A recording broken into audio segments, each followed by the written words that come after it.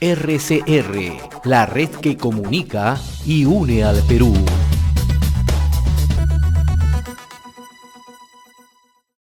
A esta hora le vamos a dar la bienvenida, le agradecemos la gentileza que tiene con RCR, Red de Comunicación Regional, a Luis Fernando Núñez, analista político, ¿no?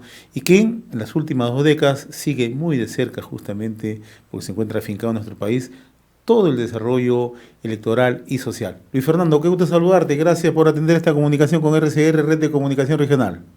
Muchas gracias por la invitación y les deseo a todos una buena semana, empezando porque es Semana Santa.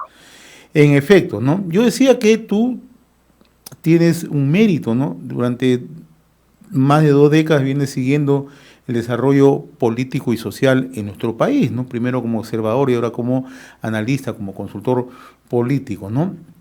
¿Qué te parece el desarrollo de estas presentes elecciones, ¿no? Complejas, ¿no? Leía unas declaraciones suyas y no deja de sorprenderte por el alto número de indecisos que tenemos, faltando poco menos de 2 semanas, ¿no? Sí, yo soy observador desde el año 2000 claro. Hasta el 2016, estuve en esas tareas y nunca había una elección donde tengamos entre 6 y 7 candidatos prácticamente empatados, con diferencias que marcan el error muestral, ¿no? Entonces es muy complicado y el número de indecisos indica que la gente está un poco decepcionada en general de toda la política, mete a todos en el mismo saco, no encuentra un candidato o una candidata que de verdad les fascine, y luego está este estrés electoral que hemos vivido en los últimos años, que tiene a la gente muy decepcionada y muy desorientada, y también muy molesta. Yo sé que tu programa y tu canal se ve en prácticamente todas las provincias del Perú, al interior sobre todo se te escucha, y lo que encuentro las veces que he podido conversar con radios regionales y tal, es mucha decepción y mucha rabia. La gente dice, yo pensé que los políticos estaban para ayudarnos a resolver problemas y no para crearlos. Y eso es una frase lapidaria. Tú viajas bastante al interior del país, ¿no? Por las razones laborales, ¿no? Y lo que acabas de mencionarnos es muy cierto, ¿no? O sea, ¿tú crees que hay una agenda totalmente desconectada de lo que pasa en la provincia y pensando que podemos interpretar todo desde Lima? O sea, no hay una sintonía. No hay una sintonía, no hay una buena elección de muchos gobiernos regionales y provinciales que llegaron a aprender a gobernar. Cuando uno es elegido para un cargo, uno desde el primer día tiene que gobernar y tiene que tener equipos para gobernar. Pero tenemos una burocracia, atención, yo no soy en contra de la burocracia, pero tenemos una burocracia de tanto sellito, de tanta firma, de tanta cosa, que entonces todo se vuelve muy lento. Yo recuerdo una entrevista que le hicieron al presidente Humala un par de semanas antes de dejar el cargo, y un periodista de reconocida trayectoria le preguntó, presidente, ¿y cuál es el problema que usted ve ahora que se va? Me dice, el problema que yo veo es que yo, que soy el presidente de la República, cuando doy una orden, a veces se tardan 2 y 3 meses en cumplirse. O sea, si eso le pasa al primer mandatario del país, ¿qué no hay para un ministro o para un gobierno regional o para una provincial? O sea, hemos creado una especie de democracia de mucho papel y poca efectividad. Y en tiempos de pandemia, que empezó con una pandemia en salud, pero ahora es pandemia económica, pandemia en seguridad ciudadana, pandemia en educación a distancia, la gente está esperando soluciones rápidas. Recordemos, estimado José, el presidente, ahora expresidente y candidato al Congreso, Martín Vizcarra, ofreció el primer bono. Yo conozco gente que está en los padrones del primer bono y todavía no lo ha recibido. Y ha pasado 1 año. Eso no puede pasar. Entonces, por eso es que tenemos este 27, 28% de electores indecisos, porque piensan que cualquiera que gane va a ser más de lo mismo. Ahora, falta poco menos de 2 semanas, ¿no? ¿Tiene alguna trascendencia, tiene algún significado este último debate que está organizando el Jurado Nacional de Elecciones? Sí, yo considero que los debates siempre tienen un pequeño porcentaje de gente que por una frase, por una puya también, porque a veces la gente vota por el travieso, puede invocar en su voto. Pero creo que en este caso la gente va a estar mucho más atenta, porque siempre han estado volteados hacia sus problemas del pan de cada día. Pero estos 3 días es un formato complicado, es bueno que tus oyentes sepan, los formatos no lo decide el organismo que organiza la elección, ni siquiera los candidatos, sino una serie de delegados que se ponen para llegar a algunos acuerdos sobre los temas, acuerdos sobre los tiempos. Entonces, quiero comentarte brevemente, el debate, como tú sabes, está dividido en 3 días por el gran número de candidatos. Eso me da pie para decirte que también he estado reflexionando sobre si nosotros necesitamos de verdad 24 partidos en el Perú y 18 candidatos presidenciales. Si me preguntan, yo creo que no.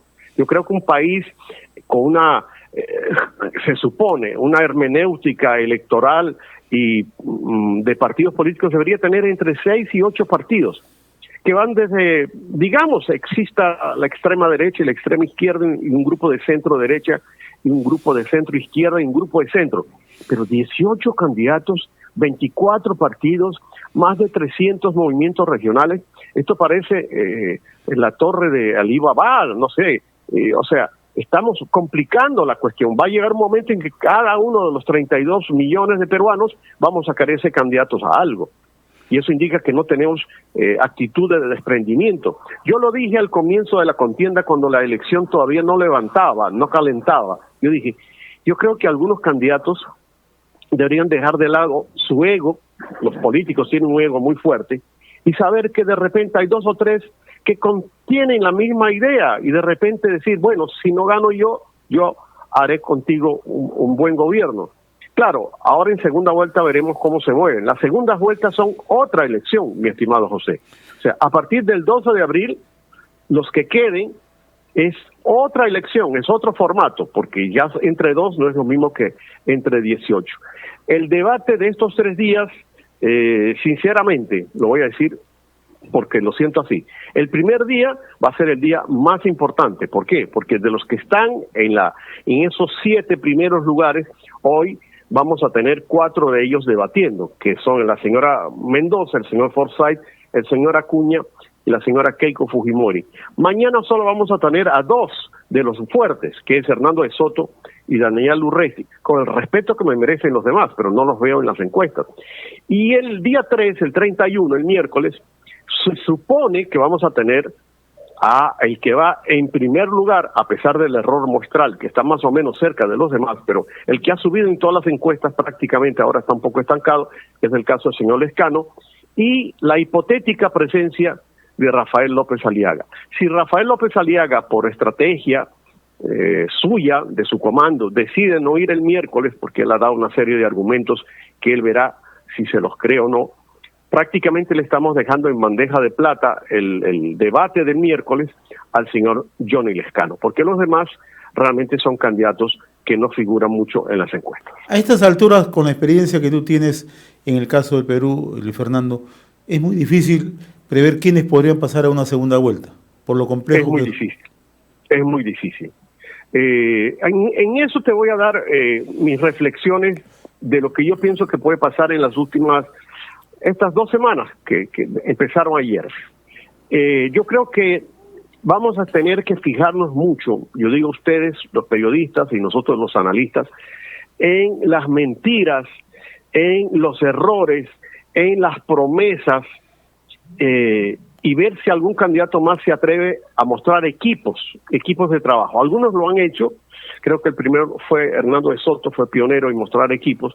Los demás se han cuidado de mostrar, al menos, muestran alguna gente detrás, pero no dicen, este va a ser mi ministro de Economía. Y eso es un detalle importante porque le daría confianza a los inversores, saber quién puede ser hipotéticamente el ministro o la ministra de Economía. Así que mentiras, errores, promesas y mostrar equipos va a ser muy importante.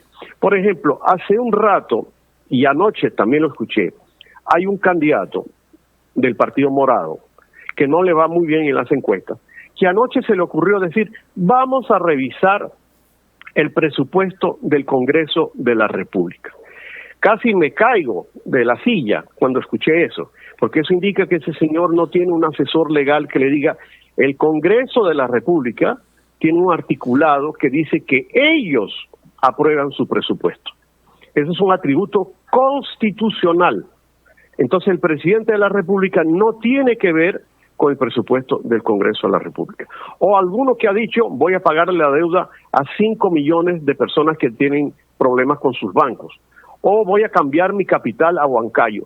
Todas esas cosas no las puede hacer un presidente, al menos no en el corto plazo, porque para eso tenemos una Constitución, y la Constitución es la madre de todas las leyes. Y como eso, seguramente alguno va a ofrecer cualquier tipo de cosas. Entonces los electores, por respeto a los electores, no pueden creer la primera cosa que un candidato dice. Y tengo la impresión, por lo que estamos viendo, porque la campaña empezó a calentar muy tarde, que durante esas 2 semanas vamos a seguir viendo promesas y promesas y promesas, que en el fondo, si no tienen un sustento legal y un apoyo económico, no sirven para nada, solamente para la galería. Ahora, lo que sí es cierto, Luis Fernando, ya para finalizar, que vamos a tener un Congreso fragmentado, ¿no? Es una muy mala noticia, porque ya hemos tenido uno fragmentado, el que elegimos el 26 de enero del 2020, y uno muy fragmentado, que fue el que se eligió conforme se fue desbaratando la bancada mayoritaria de la señora Fujimori. Un gobierno mal, porque lleva poco apoyo popular. Ojalá la gente al final decida votar masivamente por un candidato o candidata, pero si vamos así, va a tener poca legitimidad un candidato elegido con el 25, 26%. Y luego, un Congreso fragmentado es un cóctel explosivo, porque con tantos problemas que nos ha dejado esta pandemia, recordemos, estimado José, 10 años de atraso en materia de reducción de la pobreza, eso no es poca cosa. Y así el país pueda levantarse en 5 o 6 años, es un golpe duro. Entonces, si vamos a ver nosotros de a pie, ciudadanos de a pie, un continuo pelear entre el Ejecutivo y el Legislativo entre ellos peleándose también, estamos mal. Yo no quiero para el Perú lo que ha pasado en mi querida Venezuela, que tanto pelearon los partidos políticos del estatus, que al final entró un outsider militar y lleva 22 años en el poder. Luis Fernando Núñez, como siempre, muy reconocido por esta comunicación con RCR, Red de Comunicación Regional. Un abrazo, Luis Fernando, que tengas buen día. Muy amable, gracias. Muchas gracias. RCR, la red que comunica y une al Perú.